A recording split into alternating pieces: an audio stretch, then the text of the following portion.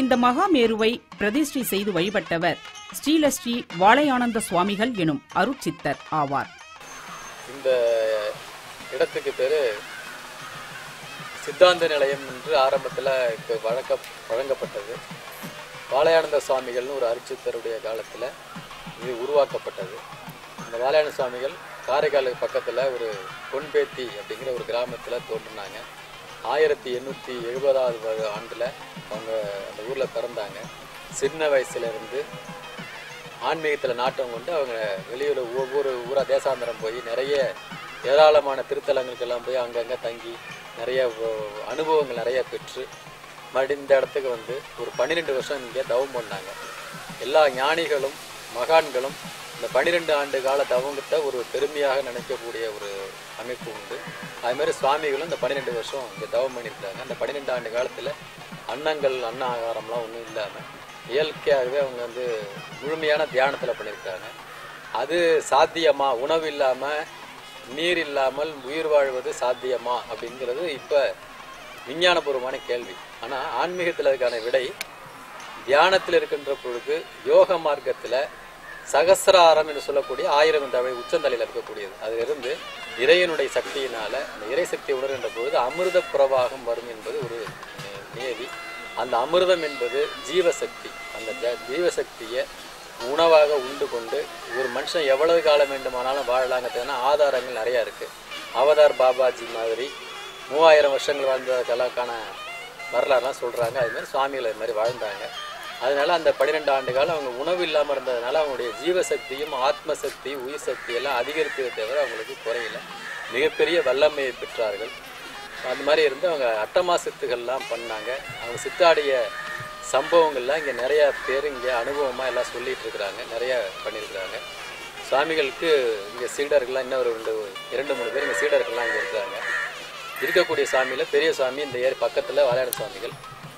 வலம்புரிஜான் ஒரு தடவை இங்கே வருகை இருந்த பொழுது இந்த சுவாமியை இங்கே பார்த்துட்டு அவர் வந்து ஒரு உணர்ச்சி வசப்பட்டு சில வார்த்தைகள் சொன்னார். அதாவது இங்கே இருப்பது எங்கும் இல்லை, இங்கே இல்லாது எங்கும் இருக்க போவதும் இல்லை அப்படின்னு ஒரு அசரீரி மாதிரி ஒரு வார்த்தை சொன்னார். சொன்ன வலம்புரிஜான் ஒரு கிறித்துவர், வலம்புரிஜான் கூட வந்து இதை சொன்ன என்னிட்ட வந்து தகவல் சொன்னவர் ஒரு இஸ்லாமியர் அப்துல் சமன் சொல்லிட்டு சோஷியல் வெல்ஃபேர் ஆஃபீஸ் திருவாரூரில் வைத்திருக்கிறார். அவர் வந்து இந்த மாதிரி நானும் சுவாமி வாழையானந்த சுவாமிக்கும் வலம்புரிஜான வரும்போது இந்த மாதிரி அவங்க சொன்னாங்க அப்படின்னு சொன்னாங்க. அது மாதிரி மதங்களுக்கு அப்பாற்பட்டு சமயங்களுக்கு அப்பாற்பட்டு மிகப்பெரிய மகானாக அந்த சுவாமிகள் வாழையானந்த சுவாமி வாழ்ந்தாங்க.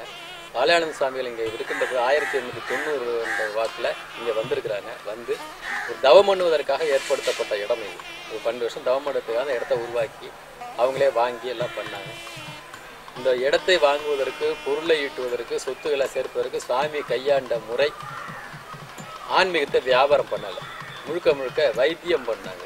சித்த வைத்தியத்தில் அவங்களுக்குன்னு தனி சில கண்டுபிடிப்புகள் பண்ணி ஆராய்ச்சி பண்ணி குஷ்டரோகம் போன்ற கடுமையான வியாதிகள்லாம் கூட ஒரு 3 வேளை மருந்தில் சொசம் பண்ணக்கூடிய அளவுக்கு வலிமை அவங்களுக்கு இருந்துச்சு. ஸ்ரீலஸ்ரீ வாழையானந்த சுவாமிகளுடன் இறைப்பணி தொடர்பு கொண்டிருந்தவர்களில் காஞ்சி காமகோடி பீடம் ஸ்ரீ சந்திரசேகரேந்திர சுவாமிகள், முதுபெரும் தமிழறிஞர் நாகை மறைமலை அடிகள், அன்னப்பன்பேட்டை ஆதீனம், ஸ்ரீலஸ்ரீ சபாபதி தாயுமான பண்டார சன்னதிகள், தருமை ஆதீனம், ஸ்ரீலஸ்ரீ சொக்கலிங்க தம்பிரான் சுவாமிகள், தில்லை விளாகம் சிவானந்த மடாலயம், ஸ்ரீலஸ்ரீ ஆனந்த சண்முக சரணாலய சுவாமிகள் ஆகியோர் குறிப்பிடத்தக்கவர்கள். சுவாமிகளிடத்தில் சித்தாந்த பாடம் பயின்றும் சமய தீட்சை பெற்றும் சீடர்களாக இருந்தவர்களில் முத்தமிழ் காவலர் கியாபே விஸ்வநாதம், அவர்தம் திருமகன் மறை திருநாவுக்கரசு, பேராசிரியர் ஆசா ஞான சம்பந்தன், ஔவை துரைசாமி பிள்ளை, கரந்தை தமிழ்ச்சங்க துவக்குனர்களில் ஒருவரான தமிழவேல் உமா மகேஸ்வரனார், வாமு வேங்கடசாமி நாட்டார் ஆகியோர் முக்கியமானவர்கள். பல அபூர்வமான சமய இலக்கிய நூல்களை எழுதி அருந்தொண்டாற்றிய ஸ்ரீலஸ்ரீ வாழையானந்த சுவாமிகள் ஸ்ரீ மகாமேருவை முறைப்படி பூஜித்து பல அற்புத சித்தாடல்களை பக்தர்களுக்கு நிகழ்த்தினார்கள்.